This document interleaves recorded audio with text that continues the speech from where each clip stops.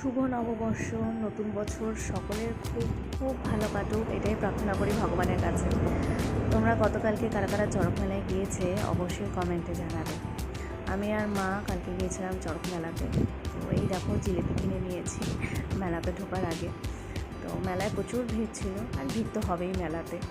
তাই জন্য মন্দিরের পাশে একটু ফাঁকা জায়গা ছিল, সেখানেই আমি আর মা দাঁড়িয়ে দাঁড়িয়ে দেখছিলাম আর কি চড়ক ঘোড়াটা। আর আমাদের এখানে অনেক রাত হয়ে যায় এই চড়ক ঘোরাতে।